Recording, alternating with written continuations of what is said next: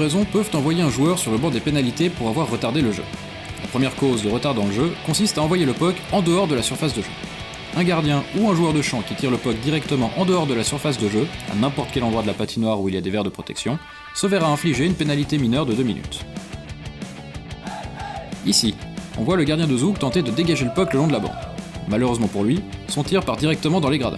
Le gardien écope donc de 2 minutes de pénalité, qui seront purgées par un joueur de son équipe. Autre risque de retarder le jeu, lors des engagements.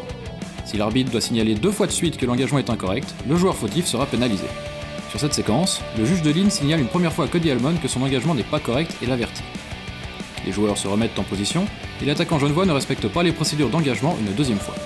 Le juge de ligne siffle et envoie le joueur fautif sur le banc des pénalités pour 2 minutes. Depuis cette année, les gardiens peuvent également être punis pour avoir retardé le jeu s'ils gèlent le puck inutilement. On voit ici le puck arriver sur le gardien de Rapperswil. Plutôt que de l'envoyer vers l'un de ses coéquipiers immédiatement, le gardien temporise avant de poser sa mitaine sur la rondelle. Les arbitres jugent que c'était évitable et sanctionnent donc le gardien de 2 minutes de pénalité afin de garantir la fluidité du jeu et de limiter les arrêts de jeu évitables.